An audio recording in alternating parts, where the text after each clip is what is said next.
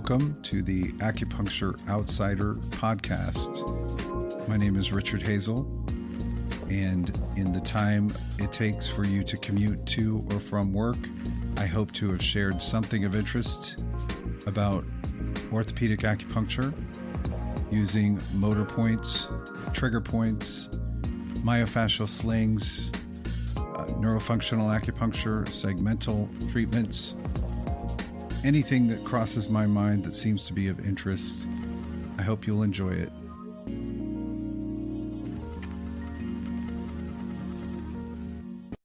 Hello and welcome to another episode of the Acupuncture Outsider. This is Richard Hazel, and this week I just wanted to talk about some simple tips and tricks for shoulder mobility.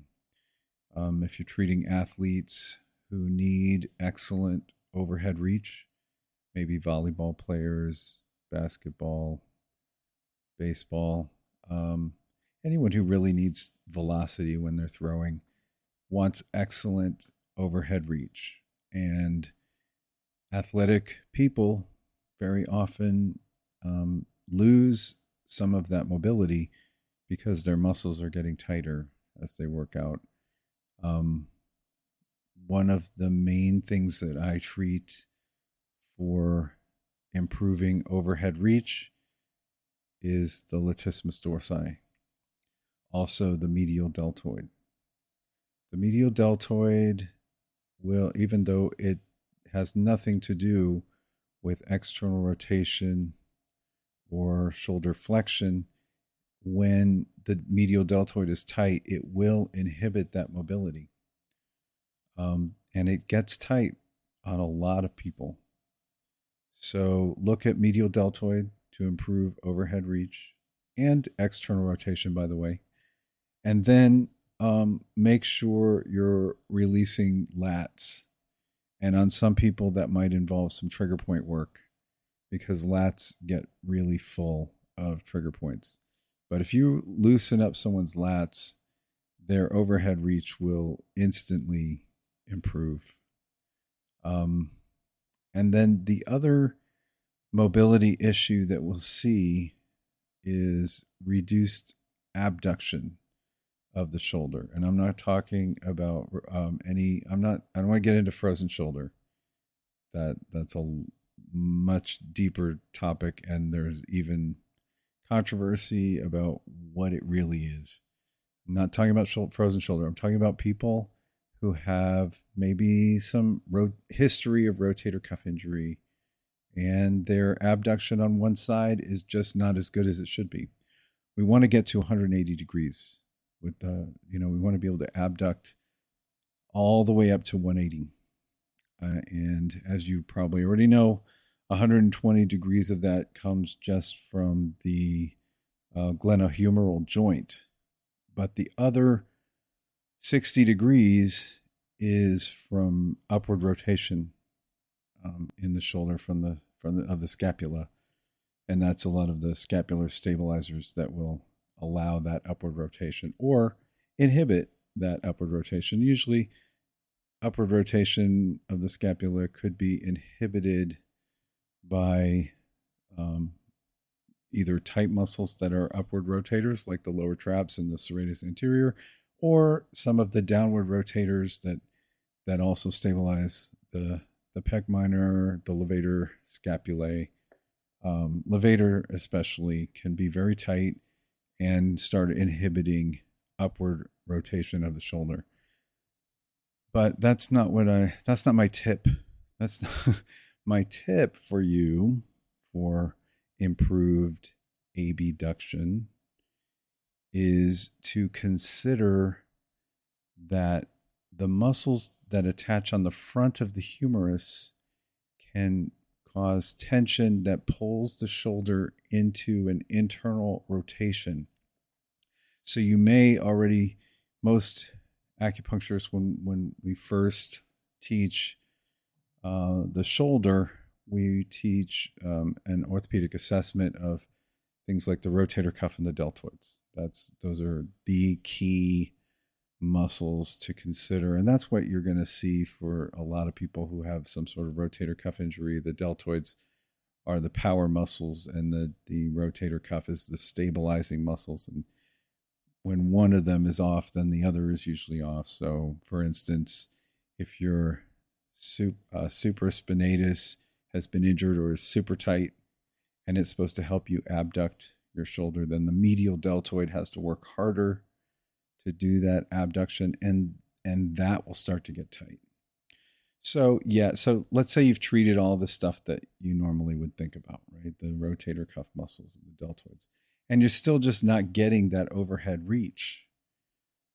Consider the pattern that you see from Yanda's upper cross syndrome, where the pecs are tight, the lats are tight, the shoulders are rounded forward, the humerus is internally rotated.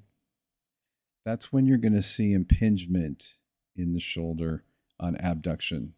And it could just not be impingement, but just restricted mobility for abduction. Someone may not get much higher than 120 degrees when their shoulder is significantly internally rotated because of an upper cross syndrome that's not been addressed.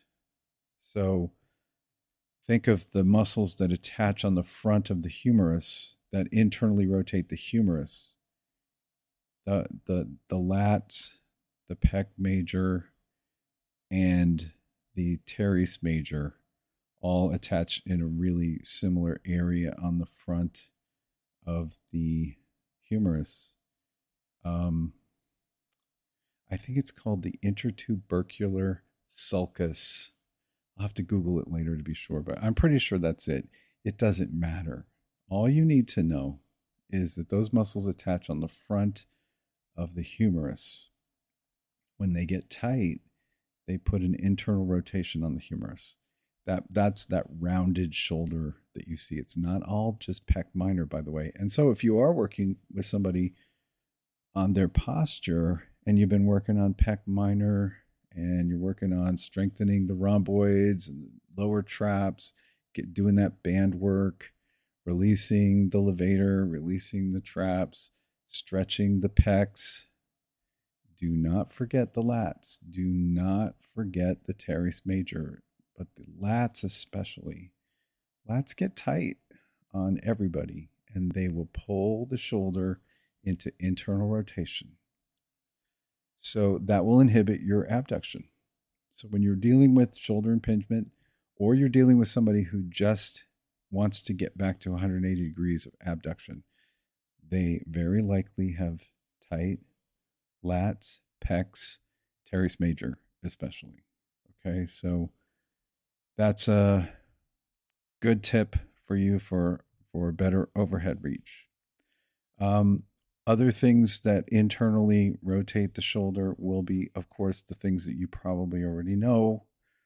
The subscapularis will internally rotate the shoulder. Teres major internally rotates the shoulder. And those, you definitely want to address those if they're tight, because you want to get excellent external rotation. If you're working with a baseball pitcher, they need extreme external rotation on the shoulder, like superhuman external rotation of the shoulder. So that's always going to be a balance of the rotator cuff, the deltoids, the pecs, the lats, everything that attaches in the front that can pull the shoulder into internal rotation. Teres major, I should have said. Those are really, really key. And one other thing to consider for overhead reach, you'll notice another issue that will affect abduction is the long head of the tricep. The long head of the tricep gets forgotten a lot, and here I am almost forgetting it, putting it at the very end here. But the long head of the tricep can get very, very tight, and it will definitely inhibit overhead reach and abduction. What you'll see with especially the elderly, I don't know why, but when they have a shoulder issue, you end up treating almost everything because not only are you trying to get them out of pain, you're trying to get their mobility back, and you're dealing with decades of muscle tension. So, long head of the tricep, that's the one I see a lot on elderly people when they can't get their arm up over their head very well. Check the triceps. There's no harm in treating all three, but the long head is the one that I see that really inhibits the overhead reach and abduction.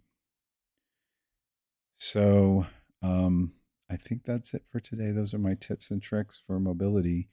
Um, if you have any comments or want to share any of your experience, please feel free to message me or email me. My Instagram is Rich Hazel. My email is rich@richhazel.com.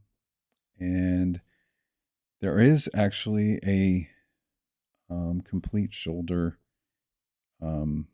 course on Podia, richardhazel.podia.com if you're interested. And there's a free course that I recorded right at the beginning of the COVID shutdowns in March 2020. I plucked out some slides from a presentation that I had done, and I did an online scapular stabilizers video that's free there on Podia. So if you want to brush up on your upward rotators and downward rotators of the scapula, protractors, retractors, things like that, scapular stabilizers, you can check that out on Podia for free. I guess that's it. I hope you have a great weekend, and I will talk to you next week.